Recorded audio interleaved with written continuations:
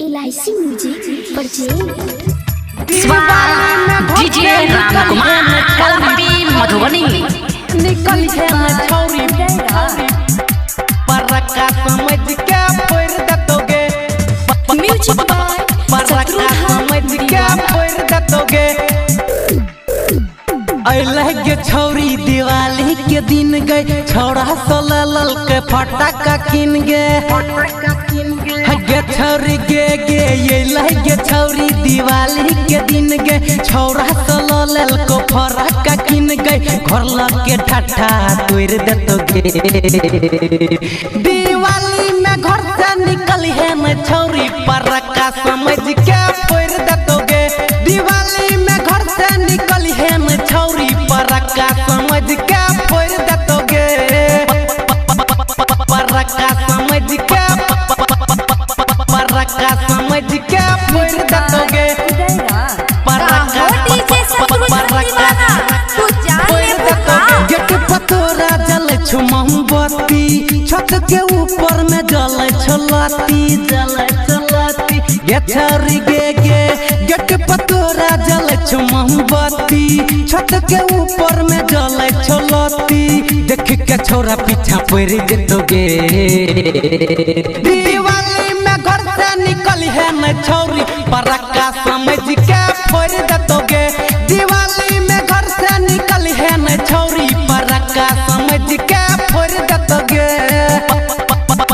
परका समझ के परका समझ के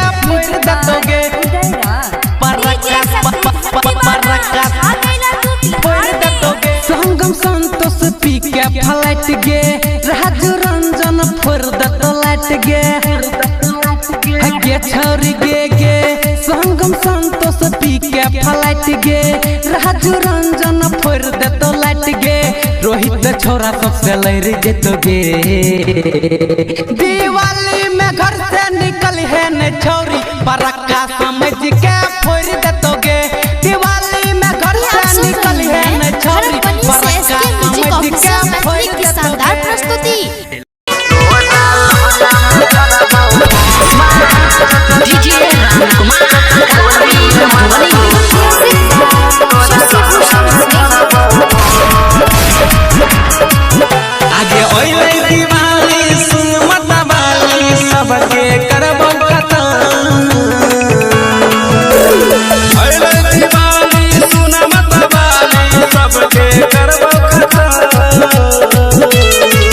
तोरा चोली में मारबो तोरा लहंगा में मारबो तोरा चोली में मारबो तोरा लहंगा में मारबो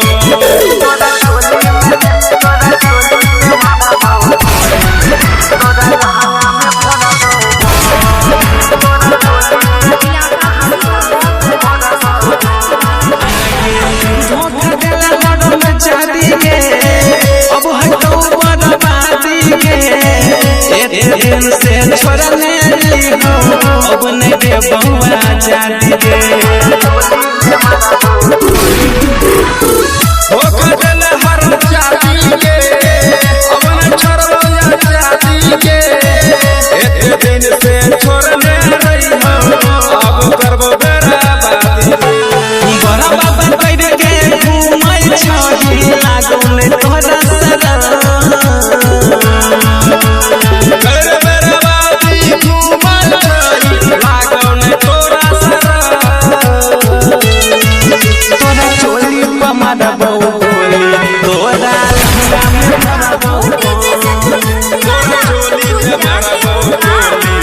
तोरा लहंगा में मारबो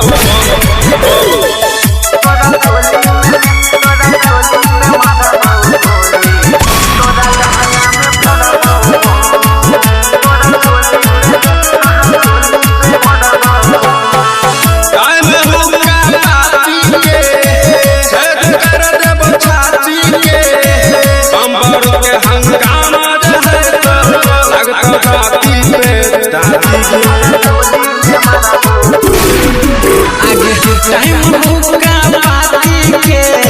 छेद कर देबो छाती के बम बारूद हंगामा जे है तो जाति बजाती गे अंकित शर्मा ना तो बिहारी रणवीर के समझाना का विपिन राय के समझे न छोड़िया तू तोरा चोली पे गोली चले तोरा लहंगा में भरबो तोरा चोली में मारा गोली तोरा लहंगा में भरबो। अभी आप सुन रहे हैं खड़क बनी से मीना म्यूजिक भोजपुरी की शानदार प्रस्तुति।